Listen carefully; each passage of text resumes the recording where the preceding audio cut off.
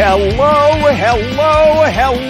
Miami Dolphin fans, and welcome to the Same Old Dolphin Show, sponsored by BetUS, part of the DolphinsTalk.com podcast network. I am Josh Katzker. With me today and every day is my brother from the exact same mother, Aaron the Brain. Aaron, say hello to the people. Hello to the people. Brain, I am amazed that I have managed to make it on here to do the show tonight because I just literally moments ago stopped throwing up the Kool-Aid that I've been drinking for the past week. The Miami Dolphins aqua and orange Kool-Aid that I've been sucking down for the past week. Oh my God, have I been doing nothing but puke it up for the past 36 hours. It's been a pretty rough go. Yeah, I mean, I'm sure that was a pretty messy situation, but I'm sure that you've got some backup Kool-Aid ready for about a week or two from now when you've changed your tune. Oh my God. This has been, man, I don't know. I looked at that game. How do you watch that game that happened on Sunday and go, man, I really do feel good about this team right now. I don't think anybody could say that. The question is, how bad do you feel about this team? The question is, are you ready to just blow the whole thing up again, fire everybody, clean house, even though we never clean house, and we might get to that later, or are you willing to say, this was bad, but this was just one game. We still have 15 games left, and we can still make a good season out of this. Well, I mean, I think that all of what you just said is true. It's just really difficult to sort of focus on that in this particular moment, at this moment in time. It's kind of hard to think about silver linings. It's kind of hard to think about the good things that may still yet be to come because this was such a bad performance. It was so bad. And I guess there's a certain segment of the Dolphins fan base that is able to sit there and look at, and in spite of all of the good things that have been going on, that can see that there's kind of an undercurrent of, well, I don't know about this. This is a question mark, right? And all of the question marks that have been there in the backs of people's minds in this Buffalo game came flying out to the forefront. It was that kind of game where all of the little questions that you had about the team suddenly became big, glaring red flags. Yeah, I mean, every single one of them. The offensive line was obviously the big one. Tua, although kind of hard to get too much onto Tua because he was knocked out of this game so early, but he was not without blame. I mean, part of the quarterback's job is to read what the defense is doing, understand where these blitzes are coming from, slide protection, and have your hot reads, know where these blitzes are coming from so that you don't put yourself in these kinds of positions. But that looked bad. Just the overall ineptitude of the offense. So I don't want to, let's not forget about something. Like, you have a lot of people that were on Twitter yesterday saying we need to fire the offensive line coach.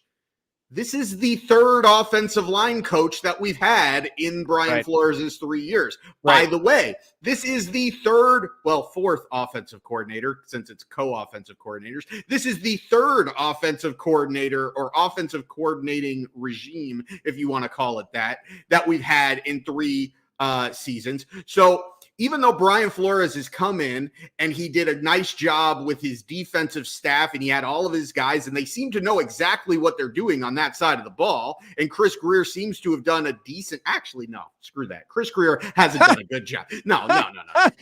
Because he hasn't done a good job. Most of what they're doing there is guys that, either have been on the team for a while, or they're veterans that they brought in, or they're just being coached up. These were guys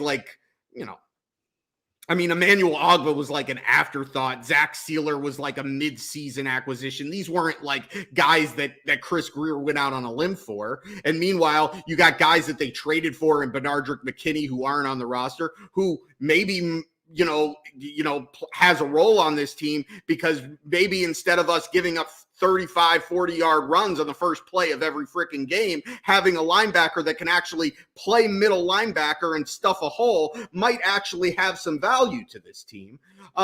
Screw that. Chris Greer has not done a good job, but Brian Flores seems to know what he's doing on the defensive side of the ball. But this team has no clue on the offensive side of the ball. Forget about Tua and the quarterback position for a second. They have no idea what they're doing when they're drafting offensive linemen. They have no continuity in the coaching staff. They have no commitment to the running game. They're not valuing the offensive positions on this roster by ignoring the center position again, by ignoring the running back position, even though I don't really care that much, because I don't really care that much about the running back position. But all in all, they have shown that they don't care about that side of the football. And when you don't care about that side of the football, you get shut out. And that is what happened at home. Just an absolutely abysmal performance. And the first time that I'm going to sit here, since, week one a few years ago when we were playing with a bunch of scrubs against the Baltimore Ravens, where I'm going to say this team came in completely and utterly unprepared for this football game. And I'm sorry, but that goes on Coach Flores. Yeah, it was a failure in just about every way, shape, and form on Sunday for the Miami Dolphins as they lose 35-0 in their first game at Hard Rock Stadium in front of a full capacity home crowd since 2019.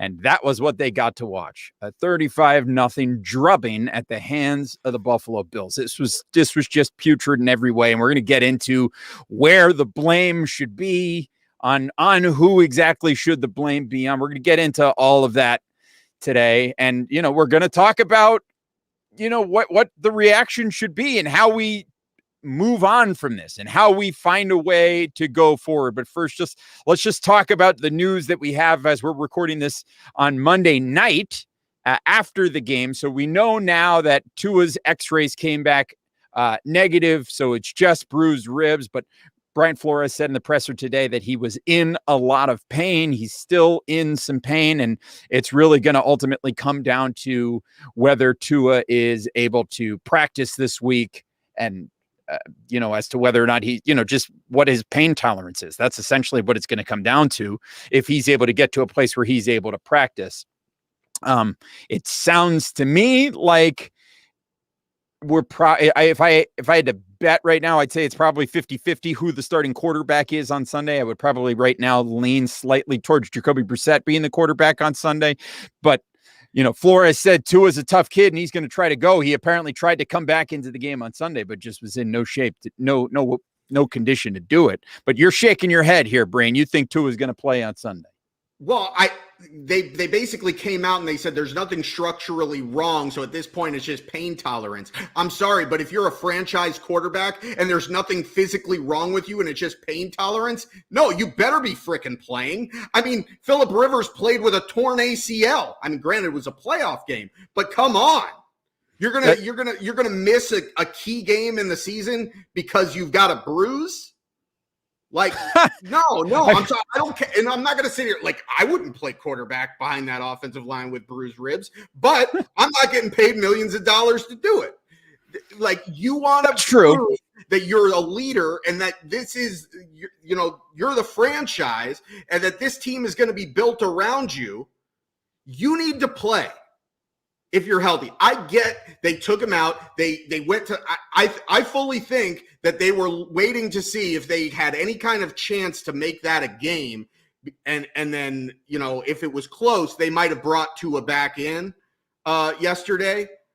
I don't believe that, because they ruled him out at the end of the third quarter. So I don't think it was that. They knew it wasn't that serious at the time. Otherwise, they would have ruled him out right away. They would have said, no, he's out for the game. But they were thinking about bringing him in. So he better be ready to play. If he's not ready to play, then to me, that's an indictment on Tua, and it's an indictment on the coaching staff, because at that point, I'm going to accuse the coaching staff of just trying to protect this guy way too much and just take off the kid gloves already. Let this guy freaking play. Let him earn his lumps. Let him go out and earn not only the paycheck, but the title of franchise quarterback, and let's see what we can do. Because we're Jacoby Brissett. Like, we're not going anywhere with Jacoby Brissett. And that's not to say that Jacoby Brissett can't go out there and do a serviceable job for one game.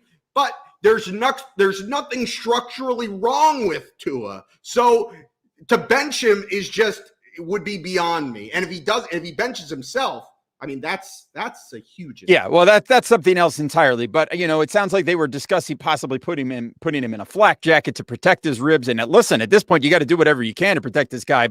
He's playing behind 5 turnstiles, but you got to do something to protect him. So I guess they're going to evaluate things, and we'll see where he's at. We'll see what he's able to do, and we'll get into the matchup later this week when we have more time to delve into what's coming up next. But right now it's still fresh. The wound is still fresh. So we're going to still talk about everything that happened on Sunday. Let's find something before we get in on this offensive line, because we're going to talk about the offensive line and how all of the failures that have led to the Dolphins having this particular offensive line in just a moment.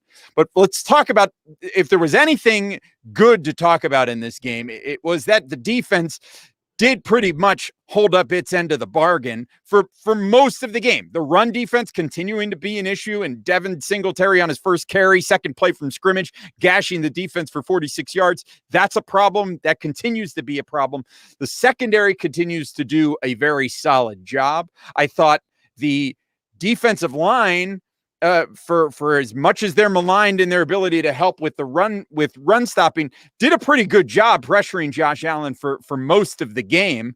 And they were able to, he was certainly not the Josh Allen of last season, right? So there's a positive there. They forced the turnover for the 24th consecutive game. So yay, hooray, the go defense. But I mean, that's kind of it, right? I don't know that there's much deeper that you can go than that.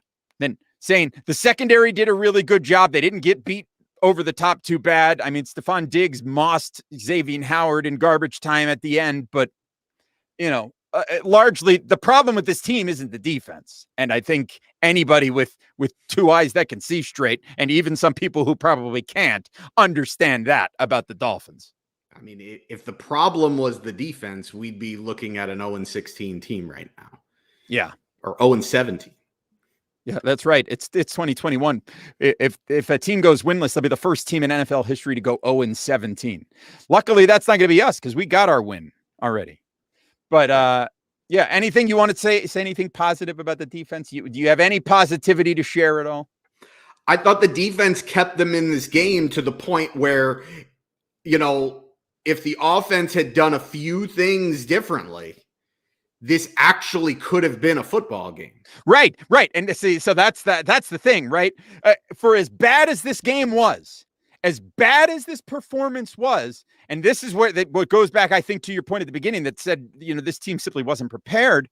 As bad as this game was, if the Dolphins hadn't been shooting themselves in the foot, they could have been right in the thick of things. You've got it when you go 3 and out, you finally get a first down, and then you immediately throw an interception. Right after the Bills fumble the ball. They fumble the ball, they let you into the game. You get the ball in their territory, and then Jacoby Brissett floats one up there towards Mike Gesicki that gets picked off. Right. And that's mistake number 1. Then you immediately force the Bills to go 3 and out. You get the ball back. You go on a 13-play, 6-minute drive down the field. A drive that goes 6 minutes because Devontae Parker drops a touchdown pass. Albert Wilson drops a pass that he might be able to catch and run with and get into the end zone. And then Jakeem Grant, of all people, Jakeem Grant catches a pass and fumbles the ball away. Right. I don't need to get into how much I never want to see Jakeem Grant out there running routes, catching and attempting to handle the football on a play from scrimmage ever again. Right. Let him return kicks. Fine. I don't want to see him out there catching passes and being responsible for the football in that situation. It's a nightmare. But anyway, the Dolphins shoot themselves in the foot there, right? When they've got an opportunity to make this a game. Dolphins, if they can figure out a way to get into the end zone, this is a game, right? But they shoot themselves in the foot. They shoot themselves in the foot later when Waddle muffs the punt, when the Dolphins are going to have an opportunity to at least get some points on the board. I also thought there was some pretty bad play calling in this game. I think there were some, I don't typically get on coaches for going for it on fourth downs, but there were a couple of times where I'm like, why are you going to try to give the Bills such a short field here? Why don't you kick a field goal? But they were going for it. And it was just kind of a mess. Right. So that's the thing that was so frustrating. Another thing that was so frustrating about this game is that the Dolphins were inflicting pain upon themselves. It wasn't like Buffalo came out and just destroyed the Dolphins. This wasn't the last game in 2020 when the Dolphins went up to Buffalo and just got boat raced. Right. This wasn't that. This was the Dolphins just playing sloppy, bad football and not quite frankly, being prepared. It was just a disaster. Yeah. And what I'll say is, again, about the defense, keeping Miami in it, and then Miami really, just not making the most of their opportunities. But still, you go into halftime only down 14. And I expected, you're at home, you're down 14. It was an abysmal half. Yep. The defense had kind of figured things out that if we come out of halftime, we should come out, on fire there, ready to have the best half of our lives. And the defense has the chance to set the tone for the second half. So I'm not going to give the defense a pass, because when the defense had the chance to set the tone for the second half, the Bills drove right down the field and put the game away. That's true. And so that goes to show me, and what it should go to show you, is that even though this defense can be really good, first off, the Bills are on a whole other level compared to us. We're nowhere near them. And secondly, we are not ready for prime time. We are not close. The Bills, when they wanted to, had their way at the beginning of the game.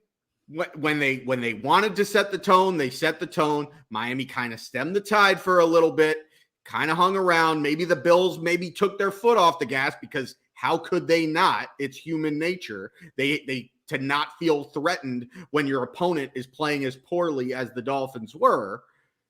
But then come second half, the Dolphins defense with a chance, really both teams with a chance to set the tone for the second half. The Bills did it, the Dolphins didn't. And the fact that they did that in Miami with a 1:00 game, I mean, enough of this home field advantage crap, because the Bills pissed all over the Dolphins home field advantage.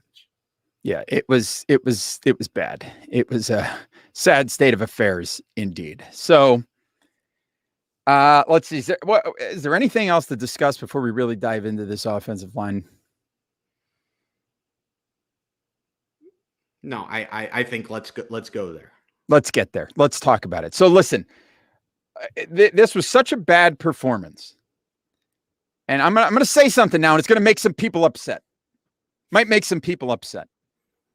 And as if anybody wasn't upset already, I might be about to upset some people. Okay, because listen, this game was so bad that you had certain members of this Miami Dolphins fan base getting on social media right before the game was even over, and they were demanding that the Miami Dolphins need to go out there and make a trade for a certain player on the Houston Texans.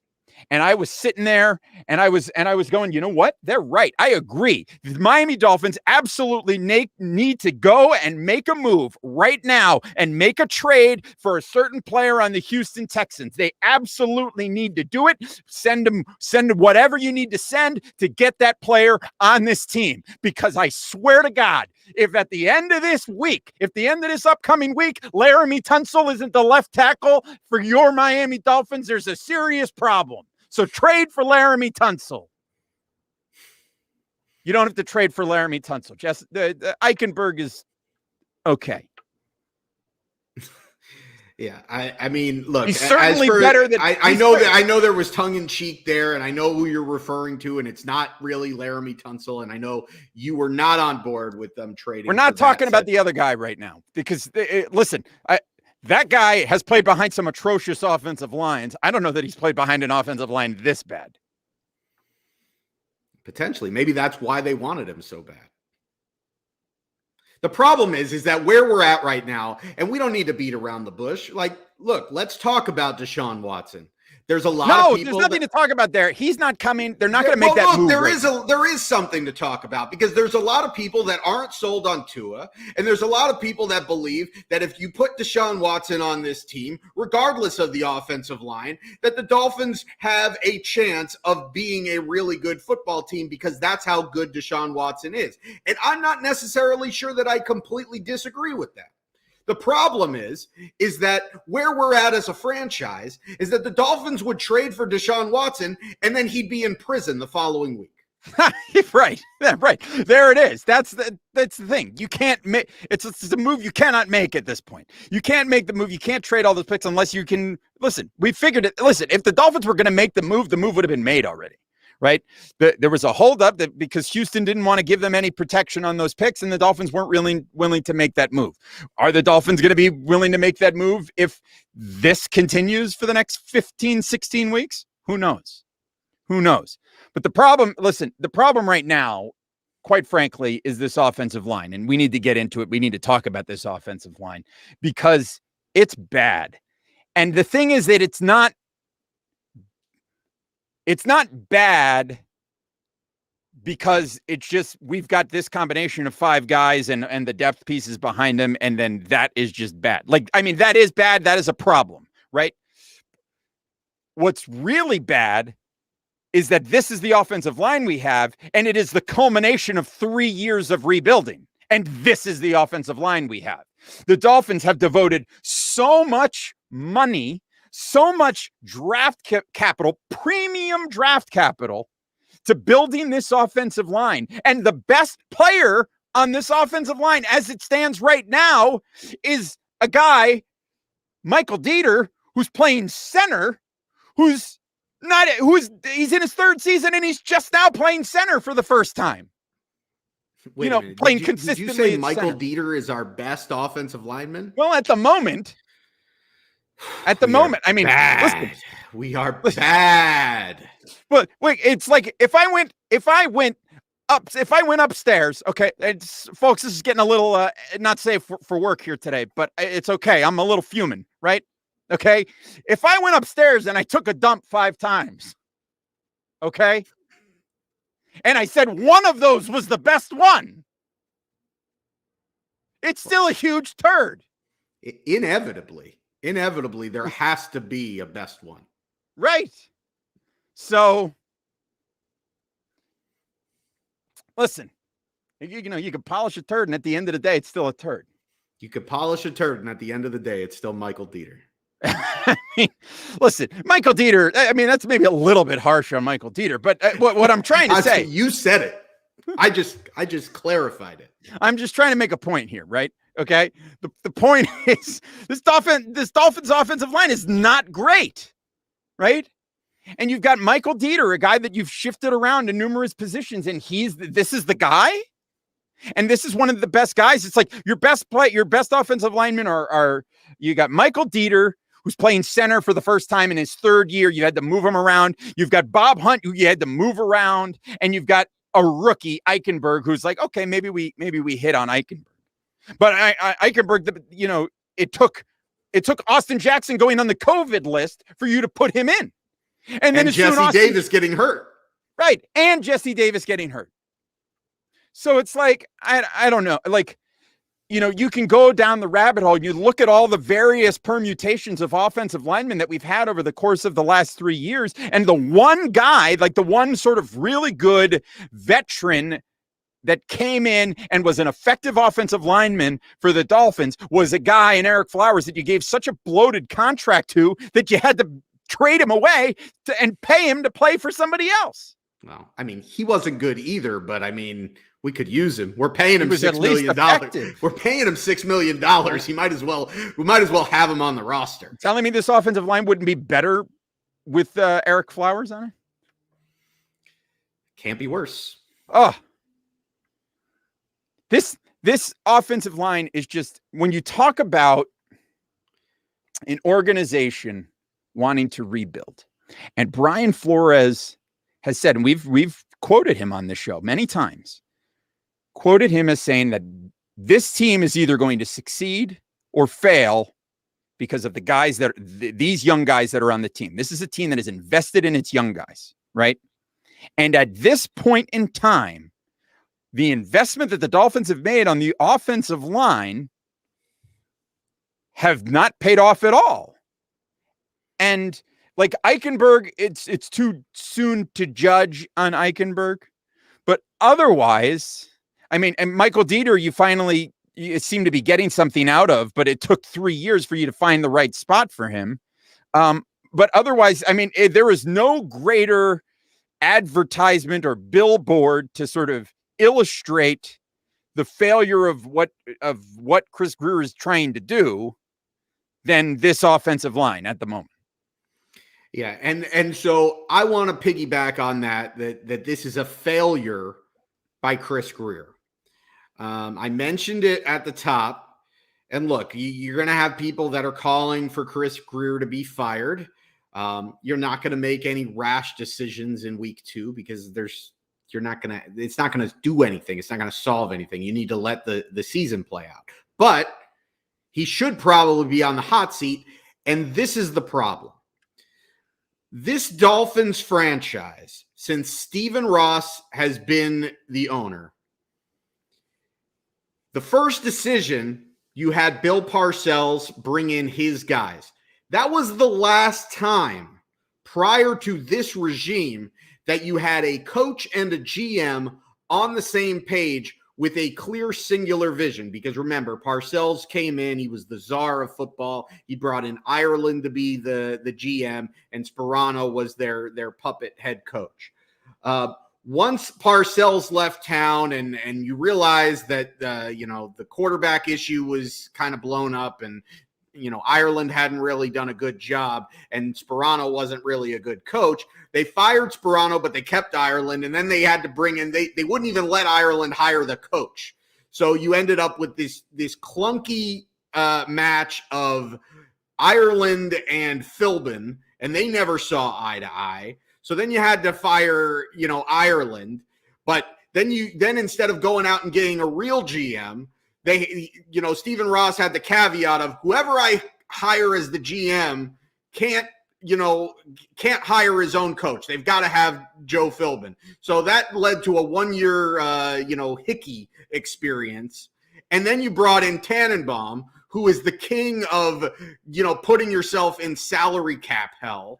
And we did that. And I don't even know who the GM was for all those years. I don't even know who the GM was. I mean, Tannenbaum was like in charge, but you had like Donna Pine. You had like 5 different people running the show with different, responsibilities as far as building the roster and making personnel decisions. So finally, you had the opportunity. You decided we're going to take 3 steps back to take 10 steps forward, and we're going to clean house. And they cleaned house with everybody except for Chris Grier. So Chris Grier gets promoted when the entire organization, the entire front office gets cleaned out, but Chris Grier keeps his job. So is it nice that you finally have a GM and a coach on the same page?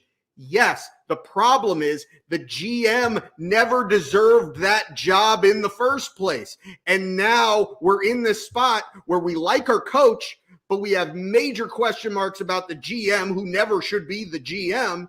And now you have this issue where, well, what do you do if you fire him? Do you clean house? Because that's the way you're supposed to do it. Or do you have to go out and find another GM that sees eye to eye with Brian Flores, and you put yourself back in this same little cluster bleep that we've been in? And that is the reason why we have a show called the Same Old Dolphins Show, because it's been this same old bleep show for the past 20 years. I like that you're throwing in the bleeps and you're actually saying bleep, which is really nice. I appreciate that you're trying to keep this to be a family show. We're trying really hard. It's a family show. We appreciate that. Yeah, listen, I tweeted it out during the game. I said, a lot of Chris Greer's offensive line chickens are coming home to roost in this game. And boy, they sure did. And it was just, every aspect of the game was bad, but offensive line in particular. And so now the next thing that you do is, and listen, you sit there and you watch it and you watch the game, and this was like extra salt in the wound, is that after you watch the Dolphins play that game, the Sunday night nationally televised game was Kansas City and Baltimore, and you sit and you watch that game and you go, Dolphins are nowhere near either one of these teams. And you would have hoped that this year the Dolphins would be at least making progress towards one. And it's like, when you look at these two games that the Dolphins have played this year, and yeah, listen, they got a win. That's big. It's big that they got that win, right? In New England. That win in New England is now even bigger than it was at the time, right? But you look at this team and you like, I don't know that the Dolphins are anywhere near being able to compete with those teams, right? And like, this isn't a game about, yes, I know that the next step in the progression is that the Dolphins, we really want them to make the playoffs this year. And, and nobody's interested in listening to that conversation right now, but the Dolphins are very much a team that could still wind up in the playoffs this year. But I don't know how you look at the Dolphins, you look at Kansas City, you look at Baltimore, and you look at the Dolphins and go, yeah, definite Super Bowl contender right there. They're just not, right? So that was just a little bit of extra salt in the wound, where it's like, it's not, at this point, it's not even cohesive. At this point, you watch those two games and you don't even see, you saw for two drives in the game against New England, you saw the vision of what the Dolphins offense could be. The first drive of the game against New England and the first drive of the second half against New England, you saw the vision of what the Dolphins could be. Right. And that wasn't even the complete vision because Will Fuller wasn't on the field, right? Wasn't the full complement of weapons. But that's it through two games. Granted, it's just two games. There are 15 more to play. But at this point, you got to go. I thought this was a franchise that was on an upward trajectory. And at this point, it's looking more like maybe the line that was trending up is kind of moving sideways, if not moving slightly down. Right. So it was troubling. It was troubling to see. But all of that being said, all of that ranting and raving being what it was, at the end of the day, it was one game.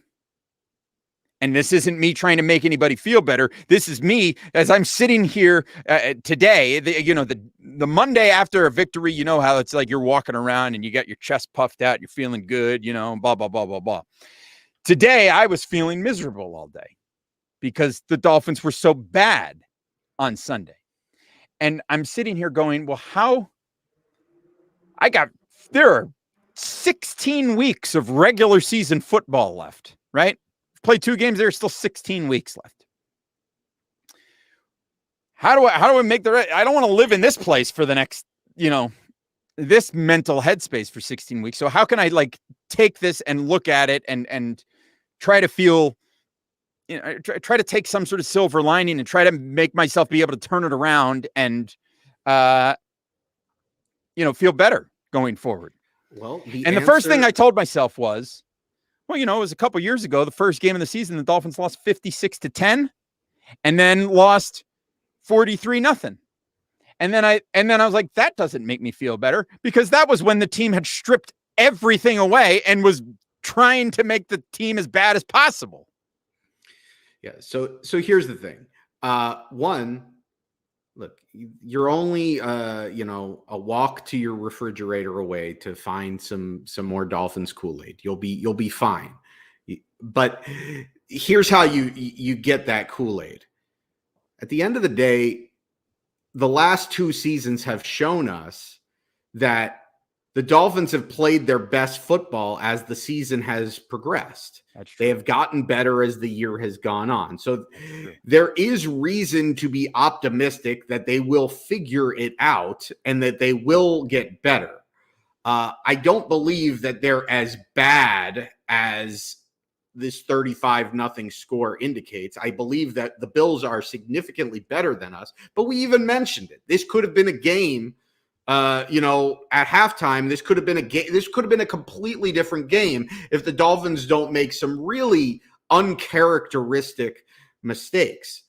And, then at the end of the game kind of gotten under, you're going for it on fourth down deep in your own territory. Like, the defense has been on the field for the entire game. At some point, the levee is going to break and the flood is going to rush through. And that's what happened. I don't believe that the Bills are 35 points better than Miami, but we're clearly far away from them. And the concerning thing is that you've got playoff aspirations. So how do you turn this season around, and how confident are you that they can turn it around? But at the end of the day, I'm going to say the same thing that I said prior to week 1. And your confidence level may be wavering. It may be where it was at the start of the season. It may be in a different place. But at the end of the day, as much as I want to see this team make the playoffs, this season, to me, is not about whether or not the Dolphins make the playoffs, even though that's obviously the goal. This season is about finding out whether or not we have a franchise quarterback. And we didn't get a very large sample size in this week, but we're 2 weeks in now. It's 2 weeks out of 17, so we're nowhere near the finish. But we're 2 weeks in, and I would say that the majority of the fan base, if you're looking at it objectively, would lean more towards, I don't think he's the answer, than I think that then I know that he's the answer. Because at the end of the day, you don't want to end this season saying, I think that Tua is the answer. You want to end this season saying, I know that Tua is the answer. Right. Because if you don't end this season saying that, then we've got bigger problems than just fixing the offensive line. We still have to find our franchise quarterback. Right. And that brings me to a tweet that we got from Three Kids Are Blessing, and said, the question was, before the season started, if I told you we'd be 1-1 after the first 2 games, most would have been happy. Yeah. I know yesterday was an ugly, terrible loss, but Tua is 7-4, and he hardly played yesterday. Can this team still rebound and win 11 games? Yes, but I feel less confident about it after this one. At the end of the day, if you find a way to win next week against Vegas, I mean, this game is going to be pretty much forgotten, because you're going to be in a spot where you're going to be in position. We said coming into the season, the tough part of the schedule was the first 5 weeks. They have a 5-week brutal stretch, and then they end the game with 3 tough games. And then the middle of their schedule is extremely soft. So if they find a way to have a winning record through 5 weeks, they're going to be in position to win double digits and maybe 11 games and make the playoffs. The problem is, right now, it's kind of hard to pick us going to – I mean, I had that as a win coming into the season. But right now, to me, if you're picking the Dolphins to go into Vegas and beat the Raiders, it's as bad as picking the Dolphins to win this past week against Buffalo. Yeah, it's difficult to see how they go into that game and get the win. We'll dive into it, later in the week when we come back and do our next show. But right now, it's tough. It's tough to see how they do that. But I wonder if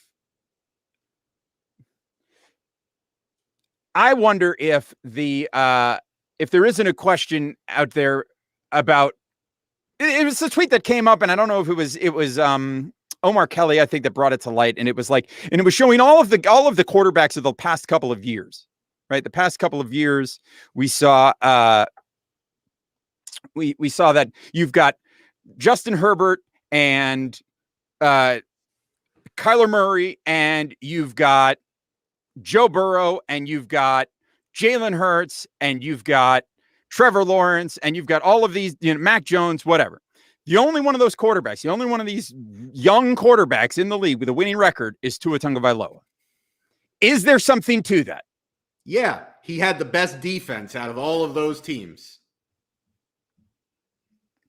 And that's all you have to say about that. Yes. You don't think that there's something more that goes into it, that there isn't some sort of intangibles? Because, I mean, think about that Arizona game where he let it rip. So he had a good game, and they beat Arizona, who was a bad football team with a bad defense.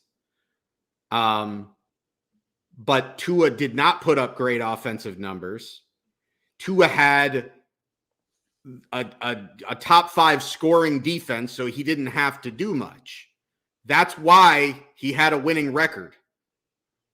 I mean, I don't understand how you can argue that point.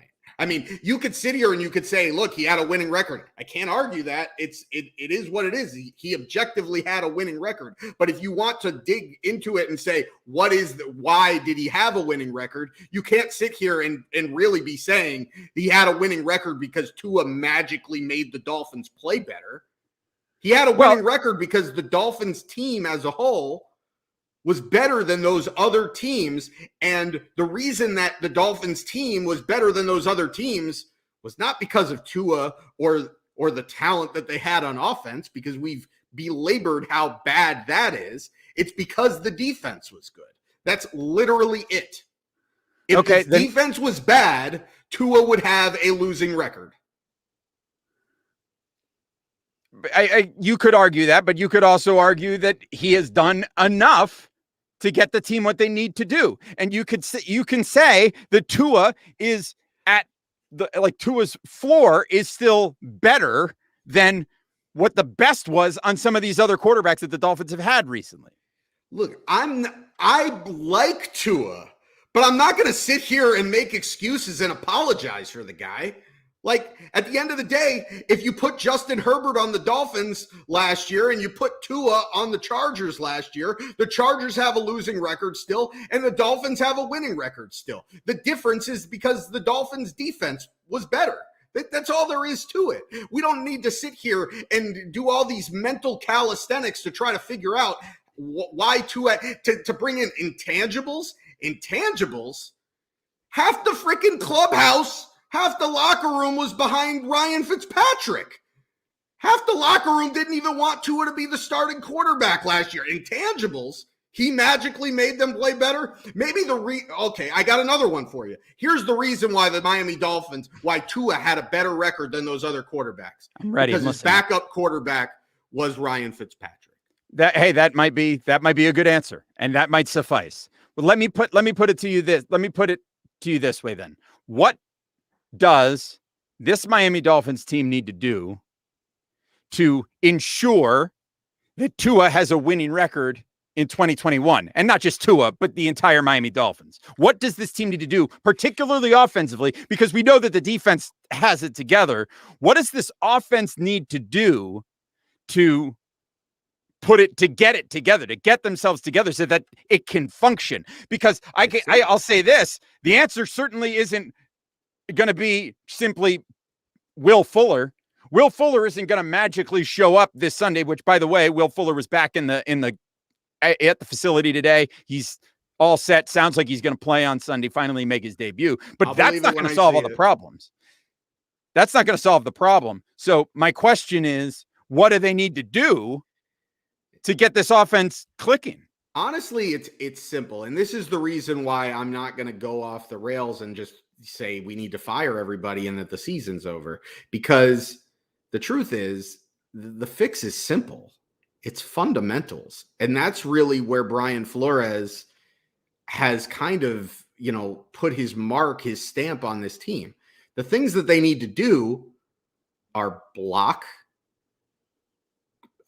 know their assignments, and catch the ball.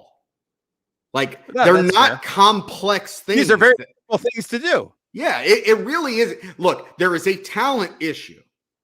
I don't believe that the talent issue is as bad at wide receiver, although I'd be remiss if I'd said that I wasn't concerned about Jalen Waddle, as exciting as he is, the fact that he's got 3 drops and a muff punt in 2 weeks. It's an issue. It's something to keep an eye on. But I feel good about our receiving core if Will Fuller is there. I feel good about overall our weapons. The offensive line is a major question mark, but I don't think that's like earth-shattering news to anybody. It was awful this week, but not every week are you going to go up against a defense like Buffalo. I mean, they're really kind of loaded. I mean, they're like the fix is simple. It's just fundamentals. They can play better. And then at the end of the day, what's ultimately going to decide where this team goes and whether or not they're a playoff team is how good is Tua. Right. So we don't know that. We don't know that, and we're not going to know that. It's going to play itself out, and that's what this season is all about. But so here's my question, right? And it brings us back to what we were talking about right at the beginning. Is what the Dolphins are dealing with on the offensive line? Is that something that is fixable? Because I want to go, Mr. Ballgame is in the comments here, and he said that the Dolphins need coaching, right? Is it something that can be fixed with coaching? If they fire Lemuel St. Pierre and bring somebody else in to be the offensive line coach, is that going to fix the problem? Or is this a problem where you're looking at, you got to, is it deeper than that? Well, look, in the long run, yes, they're going to need to continue to work on this offensive line from a talent perspective because it's not there. But I do believe, they can get better and they can gel as a unit and become better. The problem is you're not going to get better, magically by changing first off, you're not going to just hire an offensive line coach and all of a sudden, it's the third offensive line coach. It doesn't make a difference. It's not that big of a difference that it's going to make. You just need to keep working and keep getting better. Know your assignments. Look, Austin Jackson needs to get better. He might not ever get better. Like, it is what it is. He might not be very good. Liam Eichenberg, on the other hand, looks pretty good. Something there. There's something there. Bob Hunt had a rough game yesterday, but overall, I think everybody to a T would say coming into yesterday's game that Bob Hunt looks like he's going to be a really good player for this team. There are pieces on that offensive line. They just need to tighten up to know where their assignments are. They need to be better prepared in the backfield and at quarterback in calling out and recognizing where these extra rushers are coming from and having a game plan for it. These are things that are very fixable. Some things are not going to get fixed. Austin Jackson is not going to suddenly turn into a franchise left tackle. And because of that, that's going to be an issue all year long. But there are ways to game plan around that, knowing that that's the case. They can be fine. But in the long term, they're going to need better players. And in the long term, I don't know that we have the GM, the people picking the players that are ultimately going to make the biggest difference. I will say this. You want a silver lining. It's way too early for us to be talking about next offseason and what we're going to do differently. But the one thing that I'll say about Chris Grier, his cap manipulation and the way he structured contracts and moved players and traded and done all this, the Dolphins may have they're scheduled to have the most cap space of any team in the league next year. So, well, that's fine. That's all fine and good. It's all great to have all kinds of cap space. But what we've seen thus far is that this organization's ability to judge and evaluate talent is poor when it comes to finding offensive linemen. Right. And that's why you just go out there and you do what the same old Dolphins thing to do is, which is you just say, screw it. We're just going to overpay. We are just going to overpay and get the biggest guy on the market just to fix this offensive line. And then the good thing is that you've pretty much, I mean, there's still some work to be done in the front seven on defense. And, we also need to comment about, where is Jalen Phillips? I think it's worth noting that Jalen Phillips, first-year rookie, getting lots of excuses because he's not getting on the playing field, and everybody's saying, well, he's a rookie, give him time to develop. Meanwhile, the Buffalo Bills, first-year rookie, Greg Rousseau, same team as Jalen Phillips, right in Miami's backyard. He seems to be doing fine. So, I mean, there's problems in evaluating talent on both sides of the ball, and I'm not sure we have the right guy picking the players. But for this season, as far as how does this team turn things around, at the end of the day, we're 1-1, and it's really simple things. It's really just block, catch the ball, don't put the ball on the ground, don't make stupid penalties, Brandon Jones, and you know, we've got to shut. You're not going to play Buffalo every week. Buffalo is a legit Super Bowl contender. Vegas looks good. We're going on the road. I don't know that that's a win, but I certainly think that we have an opportunity. Well, there's certainly opportunity. The Dolphins have opportunity. And that's the thing. We don't want to get bogged down in what an awful experience Sunday's game was, right? Because there is plenty of time to turn things around. But it's a matter of, and you look at what Flores said today, where he's like, we're going to look at personnel. We're going to figure out what we need to do to fix things, right? And I don't know if personnel strictly means players or if he's looking at coaches too, because we have seen that this team has dismissed coaches, right? They've been very quick on the trigger with certain things. And if things continue on, I don't know that 2 weeks is a big enough of a sample size to go that, you know, to make a decision that this guy does, that certain people don't know what they're doing. But at this point, it's been pretty atrocious. At least this last game was. And so I'm curious as to see what kind of changes the Dolphins can make to, you know, right the ship. Because, and I guess if there's a, you know, to talk about another silver lining here with the fact that this schedule is so brutal right now, is that the Dolphins are going to need to take this experience. It's a good thing in some ways that they put such awful play on film last week against Buffalo, because now they have this as an example, and hopefully they can sit down and look at that film and figure out how to diagnose these problems. And then he can get Michael Dieter, first-year center, to help communicating with the other guys around him, to help pick out those protections and help make it so that everybody's on the same page, right? These are the things that the Dolphins need to do. They need to work on that communication. They need to work on identifying what kind of blitzes are going to be coming at them. They need to figure all of those things out. And you're right. We may very well need to find yet another offensive coordinator. All of these things are on the table, and we're going to find out as things play out over the next several weeks what this coaching staff is made of, just as much as what these players are made of. And for all of the things that everybody wants to say about Brian Flores saying the right thing and doing the right thing, he is involved with Chris Grier in hiring the rest of this coaching staff. And if things don't start to turn around as far as that goes, I mean, the fact that you're hiring new people every year, at a certain point, it's not the people that are getting fired. I'll say that much. And to be fair to Chris Grier, something that I've never been accused of doing, the coaching staff is all Brian Flores. Like, Brian Flores has autonomy to hire his staff. It was a Brian Flores decision to have Godsey and Studsville be the offensive coordinators. It was a weird decision that nobody saw coming, that everybody questioned, and then everybody just kind of said, well, I guess we'll see how this plays out. Well, we're 2 weeks in. How's it playing out so far? Just be honest. It's early, but let's be honest. It hasn't looked very good. And I think most Dolphins fans would look at it and say, you know, I kind of wish we would have hired an experienced offensive coordinator who knew what they were doing. And then maybe we would, you know, be better prepared offensively for when the defense comes out with these jailbreak blitzes and we don't know what the hell we're doing.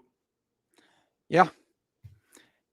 And then we have, and the rest of the offense is just as clueless. So it's a mess right now. And we've got to hope that the Dolphins can right the ship. And hopefully they can look at that bad film and they can learn some tough lessons based on what they did last week and laid down on film against Buffalo. And that when it comes time to really start preparing for this game on Sunday against the Las Vegas Raiders, that you've got a plan in place and you can hopefully do a little better. Because right now, these Raiders are going to be, listen, they're no pushover, you know, they're no pushover. And while the Raiders tend to play their best football at the beginning of the year, this is the beginning of the year. Well, you know, they sort of fade down the stretch where the Dolphins get better down the stretch. Well, you know what? You got a team in Vegas that probably remembers what happened to them last Christmas. Yeah, and we're going back into their place, back to the scene of the crime. They're playing better than ever. The Dolphins are playing, I want to say worse than ever, but to be perfectly honest, the Dolphins really were playing pretty poorly going into that game, and we're lucky to win that game. If you really want to look at it, we came into the season with a lot of optimism, but the Dolphins lost that game against the Broncos. They really played poorly against the Raiders, got blown out of the water against the Bills, were really lucky to beat the Patriots last week, and then got blown out of the water again. We've really haven't played well since, like, you'd have to really go back to like early November last year to really look at like the Dolphins playing well. So this is more games in a row than people realize that the Dolphins really haven't played that well. And so I mean, look, it's one game. And if you win this game next week, everybody's going to feel a whole lot better about the whole season and where this franchise is going long term. But if they lose this game, I think you really need to start looking at it and say, how legitimate was that 10-win season last year? And was it just another example of the Dolphins having a fluky 10-year season in what has been 20 years of being mired in mediocrity? Yeah, and I think that's true. And I think you got to look at the results at the body of work. You got to look at the body of work. You can't look at individual results. If the Dolphins come out and put out another flaccid performance against Vegas and lose pretty badly, that's going to be a problem. If they come out and they look different and they look electric and they look exciting and they lose a close one, okay, different story. But if they lose the game and they look, not significantly better than what they've looked like, we got to start to have a conversation. But at the moment, this is I don't know if it was a warning shot so much as like I mean, it's a warning shot, but it's a warning shot that did a lot more damage than I think we may have expected, right? So we've got to see whether or not that warning shot means that we're going to start taking on water here.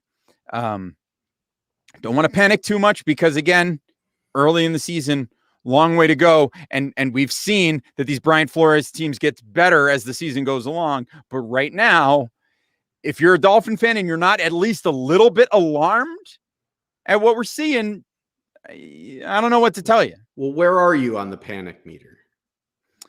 Right now, how high does the meter 1 to go? 10? 10 is I'm done. I'm ready to fire everybody. I'm freaking out. 1 is, hey, I ain't even worried about it. We're making the playoffs. I'd say I'm probably about a 6. That's where I'm at. I'd say I'm about a 6. That's where I'm I'm not ready to clean house, but I would say I am very skeptical. I would say that I am watching very carefully, and I am not in a place where I am going to fall for papered over cracks. If that makes sense. And that's where I'm more concerned than I am optimistic, but I'm not, freaking out. I expected the Dolphins to lose this game. I obviously expected it to be closer, but I also don't feel like we are 35 points worse than Buffalo. Sometimes you just get this perfect storm of, you go up against a team that's way better than you and you play like crap. And that's what happened in this game. I'm not saying that we win that game if we play better, but I think Miami could play a lot better, and that is a really close game. But we're still clearly a cut below the elite teams, and I think that I still believe that we are where I thought we would be, which is I think we're a fringe playoff team. I think we're one of a group of teams in the AFC because, like I said, I really only think that there's a handful of bad teams in the AFC that have no designs on making the playoffs, and those are the Jets, Jaguars, and Bengals. Other than that, I think every single team in the AFC has a legitimate shot at being a playoff team. So you can take that however you want. You could say, well, Aaron's off his rocker because he thinks the Dolphins have as good a shot as making the playoffs as like the Pittsburgh Steelers. But you could also say, well, Aaron is right on the money because he thinks that the Dolphins are equal to the Denver Broncos, which I think that's the reality. I think that there are 4 or 5 really good teams in the AFC, those being Buffalo, Kansas City, probably Cleveland. I think Tennessee is going to be there at the end. And then I think, I mean, Baltimore, maybe. And then I think after that, there's just a group of teams that are all going to be in the hunt. And then it's just a matter of, like we say every year, there's a few good teams at the top. There's a few really bad teams at the bottom. And then there's about 20 teams in the middle. And it's just, how do the bounces go? How does that one field goal go? Who gets the bad call at the wrong time? Right. That's where we're at. We're one of those teams in the middle. Yep. That's where we're at. And, we'll just have to see where things go from here. This was a messy win, a messy one. And, at the end of the day, you got to shake it off and move on because you got 15 games left, right? So there's still a long way to go. You're in the toughest part of your schedule. It hurts extra because you've got this team that is like, just that owns you and you can't do anything. The Dolphins seemingly can't do anything about it, right? They've lost 6 straight to this team. Most of the time it hasn't even been terribly close or competitive. And, that just sucks because it's like you just got done living in this era where Tom Brady and the New England Patriots were going to be the top of the division every single year. And you were striving to catch them, but you were really battling for second place every year. And now, you are thinking, Dolphins fans are thinking that we are a team that now this is our moment, our opportunity to really battle out, right? The door is wide open. This is our chance to take over as the kings of the AFC East. And now you've got the Buffalo Bills who are there, who won the division last year, and you have lost 6 consecutive times to this team. And even the last time you beat them, you can argue that you should have lost that game too. So anyway, at this point, it's just tough, but you got to shake it off. And at the end of the day, you've got another game on Sunday. And like you said, Brain, even like this is the thing that's so interesting, right? About football, because we take it in such small sample sizes with one game a week, is the Dolphins could put out an ugly performance and, get a gritty, gutsy win along the lines of their week 1 win against the Patriots, against the Raiders, right? They could go and it could be kind of ugly for most of it, but they get the win and then you come home and everybody's happy, right? And then if it's that exact same game, but the Raiders kick a field goal at the end of it and you lose the game, you want to fire everybody. I'll tell you how it happens. We're 45 yards away. 5 seconds left. Oh, God. Tua just got hurt. Oh, God. Again. Broken glass. Who is that? Wait a minute. Whose music is that? Out comes, in a wheelchair, Ryan Fitzpatrick, broken hip and all, delivers a Hail Mary from his wheelchair. Preston Williams comes down with it. Miami Dolphins. Oh, see, I was with you until it came down to Preston Williams making a catch. I was with you. Well, I mean, I didn't know who to go with. Too unrealistic. I don't know. I couldn't come up with a Dolphin receiver that catch the ball. I guess that's fair. I mean, it's a good point. Xavier Howard is in at wide receiver. Makes the catch. Okay. I think we're done here.